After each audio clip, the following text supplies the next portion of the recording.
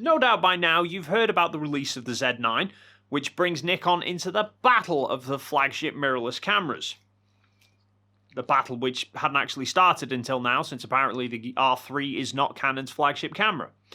So, the only true rival to the Z9 is the Sony A1. So, how does the Z9 fare up? Well, based on my absolutely zero time using the camera, it's certainly high-end with some impressive specs. However, while there are some awesome and exciting aspects, there are also a few peculiarities that I've noticed as well.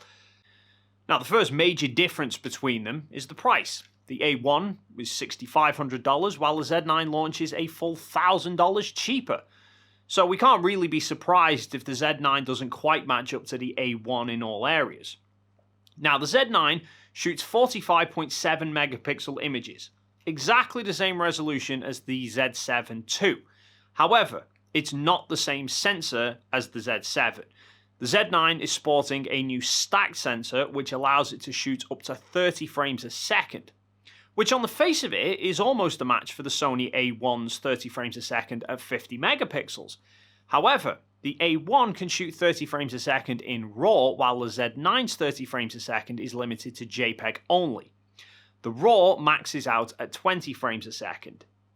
And at 20 frames a second, the Z9 can push 1,000 RAWs before the buffer fills up, while the A1 is only rated to 238 shots at 20 frames a second. However, the Z9 has a whole nother level of shooting.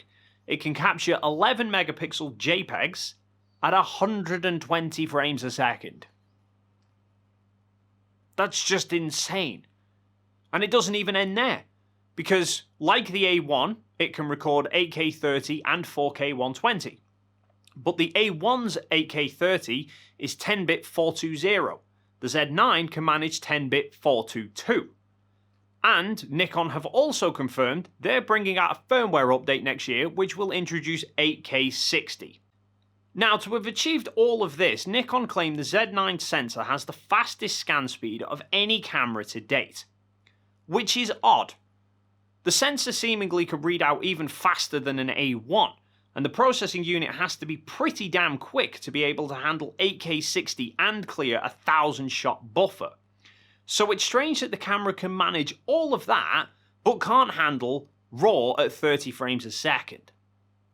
What I find more peculiar about the sensor, though, is that while it shoots with 45.7 million effective pixels, it actually has over 52 million pixels. Now, that's pretty normal for cameras to have more actual pixels than those effectively being used.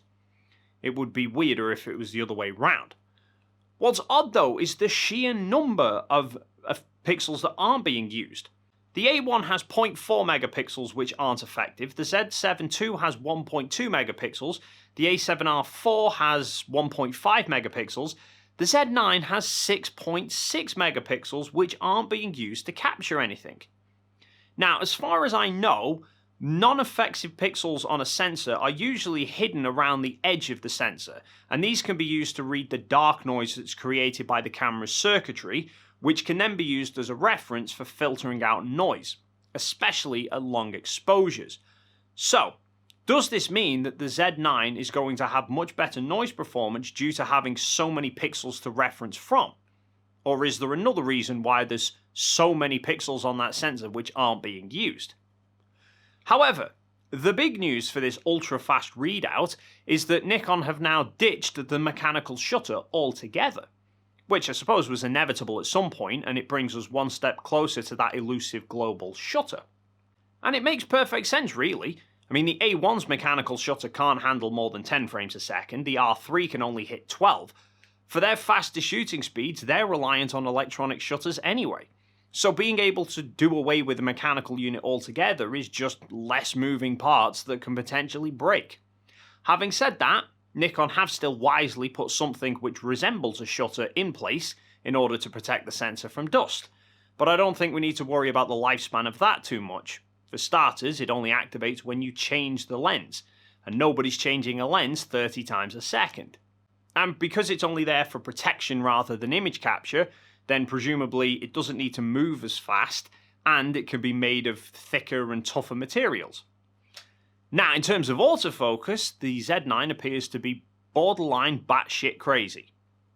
I thought Sony stirred things up when they added Eye Autofocus, and then took it a step further with Animal Eye Autofocus. Nikon's claiming their 3D tracking now can handle people, dogs, cats, birds, cars, motorcycles, bicycles, trains, and planes. We're one step away from cameras being able to track rhetorical questions or sarcasm. And if that wasn't enough, the Z9 can now focus as low as -6.5 EV compared to the -4 of the A1. But then the Z9 also has a starlight mode which allows it to focus down to as little as -8.5 EV. Basically, it's bye-bye to having to waste time manually focusing on stars. And on a related topic, the screens. These are a rather mixed bag. On the one hand, the screens of the Z9 are basically the same ones found on the Z6 and Z7. The EVF is the same half-inch 3.69 million dot with a 0.8 magnification, rather short compared to the A1's 0.64-inch 9.4 million dot with a 0.9 magnification. But according to Nikon, this is the brightest EVF fitted to any camera on the market at 3000 nits. Not quite sure how that compares up to anything else, but that's what they claim. And apparently it's also the first EVF that has true blackout-free shooting, i.e. it doesn't display the shot you've just captured as you're still shooting. But then the LCD screen. Damn! I mean, again, it's the same basic screen as the Z6 and Z7, being a 3.2-inch 2.1 million dot display, which is far more than the 3-inch 1 million dot of the A1, but not up to the 3.2-inch 4.1 million dot of the R3. However, while the A1's display is only tiltable up and down, and the R3 is a hinged fully articulating, the Z9 is fitted with a 4-axis screen. Basically, it's a bracket fitted onto a bracket. It can tilt up and down just like the A1, but then that bracket can be swiveled out to face sideways. Now, this won't allow for the screen to face forwards like a fully articulating can, but what it can do, which I personally think is better, is allow you to not only have the screen be able to face up and down whilst the camera's in a landscape orientation and keeping the screen on the same center line as the lens like you can with a normal tiltable, but it also allows you to be able to do that whilst the camera's in portrait as well. Now this is a big one for me, because I often shoot very low angle shots with the camera in a portrait orientation, and this normally results in me being flaked out on the floor in order to try and get a clear view of the screen, and then about the next 5 minutes me trying to get back up again. And while you can get the same effect in that particular scenario with a fully articulating screen, if you use a fully articulating screen with the camera in a landscape orientation, the screen's then off to the side, which can be a bit disorientating at times. So, overall, a remarkably mixed bag camera. Certainly a hell of a competitor to the A1, considering the 120 frames a second burst, the larger buffer, 8K 60 being inbound, a solid looking autofocus system, and a screen design that I am extremely envious of. It's just a shame that there's no RAW at 30 frames a second and the EVF comes from lower models, but that's somewhat forgivable for $1,000 cheaper than an A1. But what do you think of the Z9's arrival? Let me know your thoughts in the comment section. While you're down there, please consider hitting the like and subscribe buttons if you haven't already done so, and then hopefully, we'll see you in the next video.